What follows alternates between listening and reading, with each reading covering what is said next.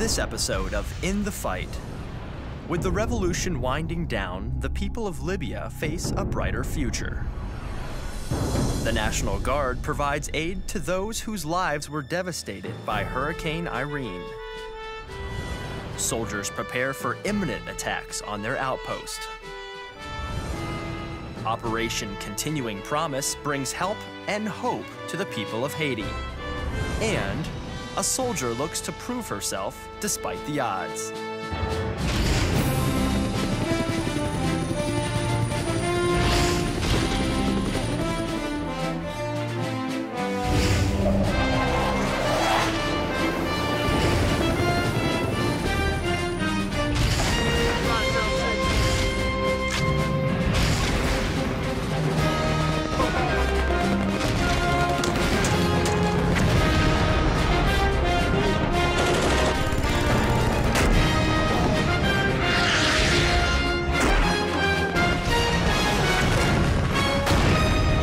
Presents In the Fight.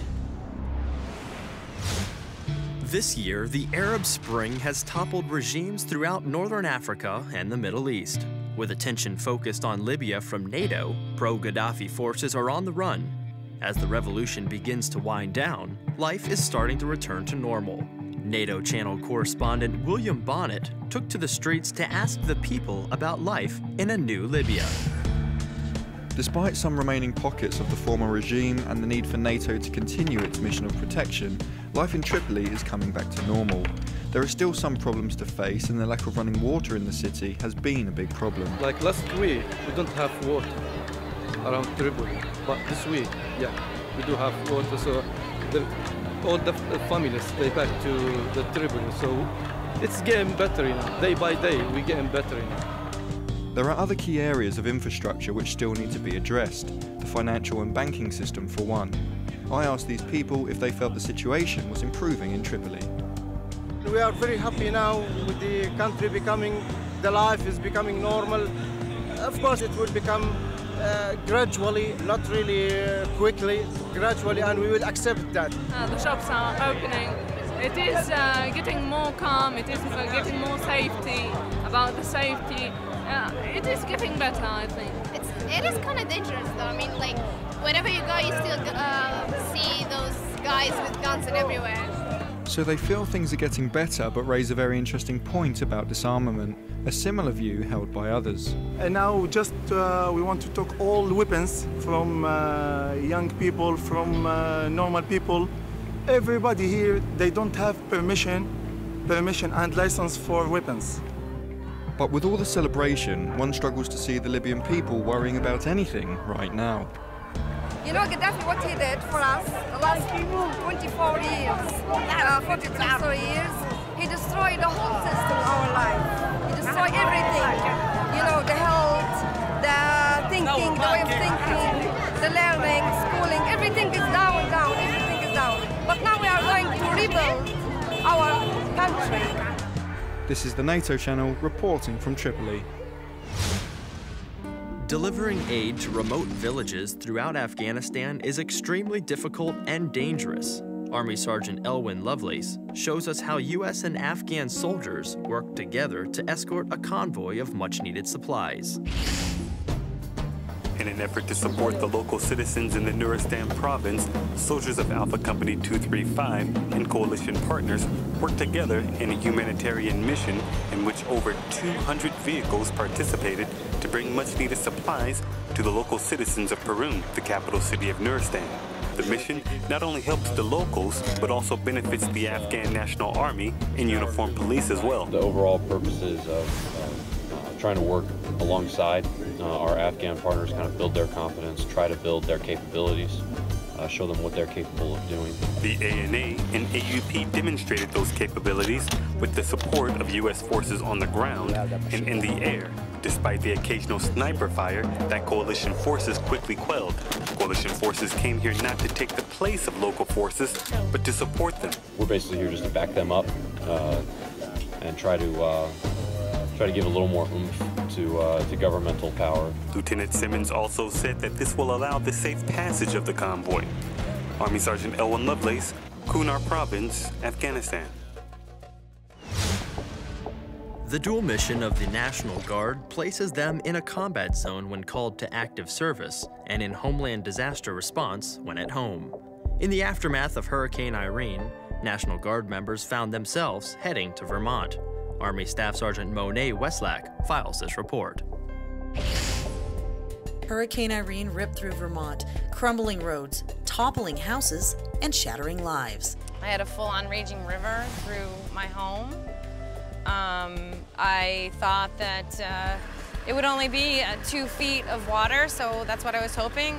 I could have never imagined that it would have taken out the entire first floor of my house. The erosion itself, the force of the water, swept trees off, took them right off the roots, and had plugged a number of our bridges and culverts, diverting the water into town. The flood damage here surpasses what we saw in 1927. It's absolutely devastating. I believe we have 9 houses that are totally destroyed at this point, families displaced.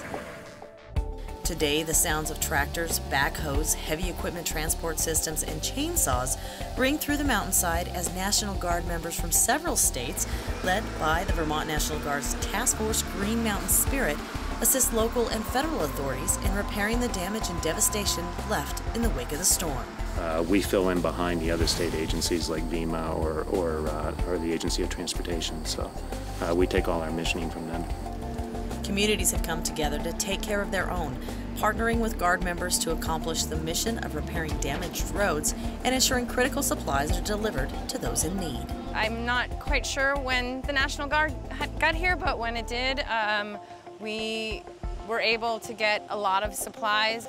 The best part about it is we were able to go onto ATVs, put on backpacks, and go into even more desperate situations and get people food and water, medical supplies.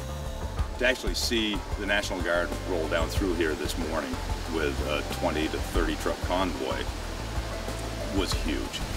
That brought people out on their porches. It brought them out saying, hey, the help has arrived. The National Guard will continue to work closely with local and federal partners to bring some semblance of normal life back to Vermont citizens. Reporting from Rutland, Vermont, I'm Army Staff Sergeant Monet Westlack. I'm Sergeant Stevens, currently stationed at Bob Turncoat, Afghanistan. I'd like to give a shout out to my family in Rochester, New York, my mom, my sisters, my wife Cecilia, and my daughter Ayana. Hi, this is Staff Sergeant Kendra Malden. I'm here in Baghdad, Iraq. I just wanted to give a shout out to my daughter Haley in Clearfield, Utah. I love you and I miss you, and I'll see you soon. Hey, how you doing? I'm Captain Pedro Valdez from Herat, Afghanistan. Just want to say hello to my family and friends over at Tampa, Florida. I'll see you guys soon. Hi, my name is Preston Fouget, coming live from TK, Afghanistan. I'd like to send my love to my family back in Louisiana and my wife back in Fort Riley, Kansas. Coming up, NATO forces see a downturn in attacks in the Helmand province. And Operation Continuing Promise brings help and hope to the people of Haiti. Check out dvidshub.net for the latest accurate and reliable information as In the Fight continues. During the enlistment oath, whose orders do enlisted personnel swear to obey? The answer when we return. I want to give a shout out to my family and friends. I want to send a shout out to my husband, to my parents, my family back home. I'd like to give a shout out to my girlfriend. To my family and friends in Lansing, Michigan. To my family out in Tucson, Arizona. To my beautiful wife and children in Des Moines, Iowa. To everybody in Texas. In York, Pennsylvania. Colorado Springs, Colorado. Chicago, Illinois. Harrisonburg, Virginia. Orlando, Florida. Oceanside, California. And Fort Leonard Wood, Missouri. I love you guys. I miss you. And I hope I'll see you soon.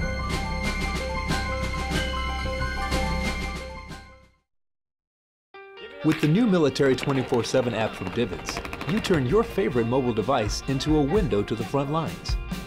Connect with your nation's finest men and women through our video and photography archives and stay up to date with news reported directly from service members. Quickly share information and breaking stories with friends via Facebook, Twitter, or email.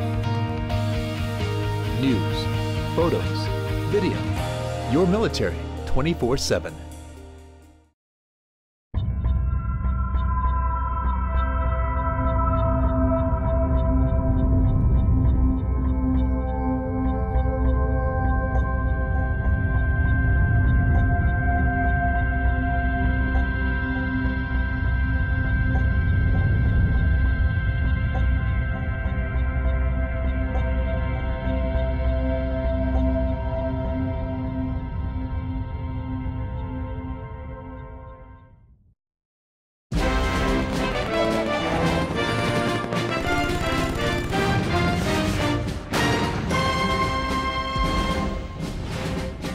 During the enlistment oath, whose orders do enlisted personnel swear to obey? The answer is A, President and officers. Insurgent strikes on U.S. outposts can occur at any moment. Marine Corporal Kevin Beebe talks to one unit about how they stay prepared for these imminent attacks. Members of Charlie Company 228 Infantry never know when their base could be attacked, but they are always prepared. Well, we set the conditions so we can be up and fighting within a minute or so. You'd be dead asleep, but you can go from dead asleep to pulling the trigger in about a minute. The fourth soldier goes to bed. He lays his equipment out next to his bunk, puts his night vision goggles on, his helmet, makes sure his weapon's straight, everything's ready to go. And, you know, we're gunfighters, you know. First thing gunfighter does in the morning is check his weapon. The last thing gunfighter does before he goes to bed is he checks his weapon again, you know. On this particular attack, the soldiers of 228 were able to hold off 15 to 20 insurgents. Marine Corporal Kevin Beebe, Combat Outpost Marga, Afghanistan. NATO forces have seen a major downturn on the amount of attacks on coalition forces throughout the Helmand province. NATO channel correspondent Mel Preen finds out what has caused this change and files this report. In the south of Nadiali district, the summer fighting season never really started this year. Violence is 1/10 of what it was last summer, according to the British who were deployed here. In March, they were finding a couple of IEDs a week. Now they're going weeks without any finds. Within Nadiali itself now, it's quite a mature area. We've been here for quite a while, but also we've enabled the ANSF by supporting them over the last few tours to really take the lead and start to move forward in this area. Commander Gul Mohammed says he's been policing this area for 8 years.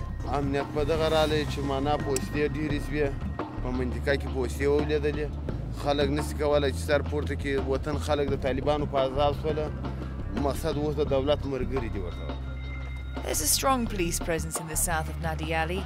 They have the national branch, such as Gul Mohammed and his men, and they have what's known as ANCOP, an elite unit of mobile officers who are deployed to problem areas. A third unit of police, which is helping to make this district safer, is the ALP, or Afghan Local Police. Without a shadow of a doubt, it's had a massive impact in a good way on the local community, because all these guys you see around you, they're locals. They're local people. They are recruited from this area. They're recruited from their village elder, along with the district governor.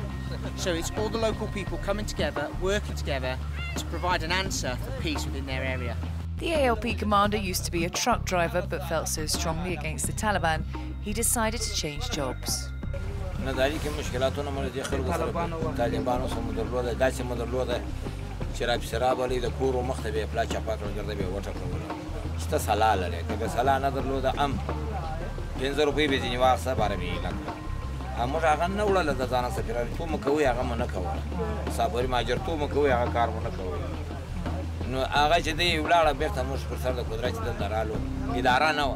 Another factor helping to improve security here is the effort to gather biometric data from as many young men as possible. This is referred to as the 10-2-1, 10 fingers, 2 retinas and 1 photograph. Gathering data like this has frequently proved its worth. Just a few days ago, a man was stopped going through a checkpoint near here, and his fingerprints were taken, and his fingerprints were linked to 4 IEDs in this district. While Taliban attacks have fallen in the south of Nadiali, go north of the district and it's still fairly hostile. But the Brits believe the public support for the local government is growing, and once the north see how the south is benefiting, they also will want to make a stand. Mel Preen in Nadiali, Afghanistan, for the NATO channel. Being a flight medic in Afghanistan can be extremely challenging. Navy Petty Officer Brandon Sheelander reports on how flight medic personnel feel about their jobs. The flight medics of Company C Task Force Lobos at PRT Maimana in Afghanistan love their jobs, but they don't look forward to doing it. It's a predicament they all share, flight medics, pilots, and crew chiefs alike. CW2 William Brown, a medevac pilot for Lobos, says it's hard to explain. That's kind of the terror, the conflict that fights inside of you, the desire to fly, the desire to want to do your job, but knowing that if you're doing your job, that means someone is hurt somewhere. Brown says despite this mixed bag of feelings, his team is ready. The need to help their fellow man, friend or foe, military or civilian, is what drives them, keeps them focused. The love of flying, the joy of saving a life, and the fear they'll get the call. A bittersweet feeling the flight medics of Maimana experience every day. Petty Officer Brandon Sheelander, PRT Maimana, Afghanistan. Almost 2 years after a devastating earthquake, the people of Haiti are still recovering and in need of basic medical and dental care. Navy Petty Officer Kim Williams shows us how Operation Continuing Promise is bringing hope and care to the Haitian population. Residents of Port-au-Prince, Haiti, lined up by the hundreds to receive medical and dental care at the Terminal Valware Medical Site during Continuing Promise 2011. We're definitely seeing a different population of patients here in Haiti than any of the other countries. Specifically in Haiti, we're seeing people that have not had any care, sometimes for a very long time, more so than in previous countries. Not that their needs are necessarily any greater, but they've definitely been without any care for a longer amount of time. The CP-11 mission team, staffed with practitioners who specialize in areas such as pediatrics and general dentistry, help bring hope to a country recovering from the effects of a 7.0 magnitude earthquake which devastated the area almost 2 years ago. A lot of people are hurting and suffering. Got a lot of homeless kids, a lot of homeless people living in tents and everything. And just being here to be able to get them this kind of service of medical care it really touches my heart. Especially the fact that my family has been seen here and has been gotten a lot of treatment that they needed for a long time that they've been suffering with. Port-au-Prince, Haiti is the 9th and final country the CP-11 mission team has visited during the 5-month deployment to the Caribbean, Central, and South America. I hope that will give me a little bit of hope to the country to let them know that, we still care, that even though we were there when the earthquake first happened and we left, that we haven't forgotten about them, that we are still going to proceed to come here and continue giving the help the best that we can. Reporting from Haiti, I'm Petty Officer Kim Williams. Hi, my name is Sergeant Steve Potts, currently deployed to Camp Leatherneck, Afghanistan. Originally from Dayton, Ohio. I'd like to send a shout out to all my friends and family still in Ohio. Say hi, I miss you. Can't wait to be home. Hi, I'm Specialist Jonathan Thomas with 17 Cav here at Joint Base Balad, Iraq. I'd just like to say hi to all my family and friends in Washington, Indiana. I'm Staff Sergeant Nicholas Madrano, Camp Stone, Afghanistan. I want to do a shout out to my family back in Colorado Springs, my beautiful wife, Rihanna, and my kids. Coming up, a soldier looks to prove herself in the mountains of Alaska. And we'll showcase some of the best photos from our service members as In the Fight, presented by Divots, continues.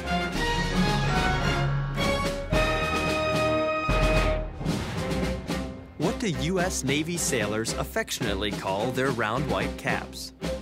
The answer when we return. With the new Military 24/7 app from Divots, you turn your favorite mobile device into a window to the front lines. Connect with your nation's finest men and women through our video and photography archives and stay up to date with news reported directly from service members. Quickly share information and breaking stories with friends via Facebook, Twitter, or email. News, photos, video. Your military 24/7.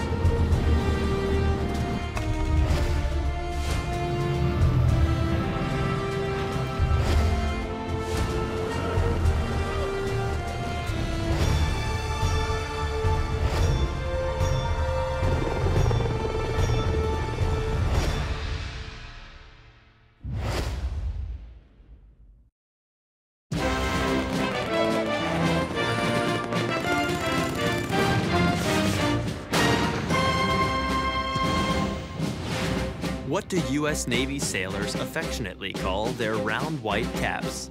The answer is D, Dixie cups.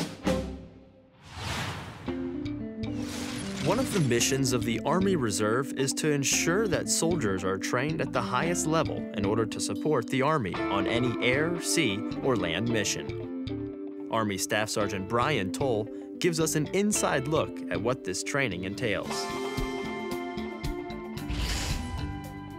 Fighting through the heat of Arkansas at Fort Chaffee, Army Reserve and active duty soldiers from multiple units participated in River Assault 2011.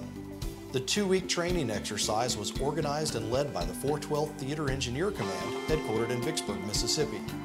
To help make this happen, CH-47 Chinook helicopters sling-loaded and delivered equipment to the river. First Lieutenant Brian Racoma commanded the pickup zone, where bridge sections and boats were staged for sling-loading operations. For this operation right here, we're in control of the PZ, which is a pickup zone. We're slinging right now approximately 8 bays, 2 boats in support of River Assault. Once delivered, elements of 3 multi-role bridge companies received the equipment on the water and moved them into position for assembly. To ensure this was a full-spectrum operation, Army divers were helocast in the river to provide support and safety for the engineers. Major General William Buckler, commander of the 412th Theater Engineer Command, explains how his downtrace units made this huge event possible. All these troops are out here busting their backsides to make something happen, and they're working together. Whether it's the MPs putting out traffic control points, engineers working regulating points, far side security, bridge guys putting in the bridge and running the boats, to the aviation assets that are supporting. You can hear helicopters in the background that are supporting, inserting bridges, boats, and divers into the water. It's just been a great, I think a great bonding experience and a great learning experience, because people learn that other units than their own are the same people. The event was not only limited to uniformed service members. The Corps of Engineers provided an observation barge and even controlled river flow to help maximize the training opportunity. We're fortunate in having a nice calm day, but they're integral in making that work, and they provide the barge that allows us to get up and close and watch this without getting in the way of the soldiers. So they get to do their mission, we get to watch it and see. So thanks to the Corps of Engineers, Little Rock District, for doing that. The event was proved a success when more than 30 wheeled and tracked vehicles crossed a bridge built in less than 2 hours. For the 314th Public Affairs Operations Center, I'm Staff Sergeant Brian Tull. The Northern Warfare Training Center's basic mountaineering course is a grueling 14-day program that leaves no room for error. Soldiers Radio and Television correspondent Gail McCabe introduces us to one soldier determined to prove she can finish despite the odds. All right, let's go. I knew it was going to be a challenge. I knew it was going to be physically demanding. That stacked on top of all the mental challenges make it just a very difficult course. Specialist Sarah Egbert knew when she volunteered for the Army's BMC, Basic Mountaineering course, it would be tough. Because it is a personal challenge. It's, can I do this? I know I can do it. I know I can learn it. What she and her peers are learning is how to live and work in the mountains. At 5'4", Egbert is one of the smallest. And it's just the ability to prove to myself and to prove to other soldiers that a 125-pound older female can make it through this course. At age 28, she's one of the oldest, one of only 2 females in the entire course. She says everything she's learning, even tying knots, is good stuff. We learned 13 for the course. She's a linguist, fluent in Farsi. Her second Afghan deployment is approaching. I'm going to be able to bring a lot of valuable skills back to my unit, even if it's something as simple as the correct way to move your legs when you're walking up a mountain. The mountains are in central Alaska, training grounds for the Army's Northern Warfare Training Center. Egbert is part of Spartan Squad, 7 soldiers who've never worked together before. Over a 2-week period, they're trained, tested, and evaluated, with no room for error. If they fail, they're out. A very difficult course. It's tested me and tried me in more ways than I thought it would. She says what BMC offers to soldiers like her is a very unique path to personal growth. Gail McCabe, Alaska. Divids is a 24/7 operation that provides a timely, accurate, and reliable connection between the media and the military serving worldwide. Through a network of over 200 portable satellite transmitters around the globe and a distribution hub in Atlanta, Georgia, Divids gives you access to the front lines with live and archived broadcast video, still imagery, and print products. Visit our website at dvidshub.net and search through our enormous video and photo library. Register on our website to gain complete access to high-definition content, along with breaking news alerts and webcasts from top military officials. For questions or comments about In the Fight or Divids, you can email us at ondemand@dvidshub.net or follow us on Twitter and Facebook. As we close, we feature some of the best photos that Divids has to offer as we listen to Eddie Horst's composition, Pangea. See you next time, In the Fight.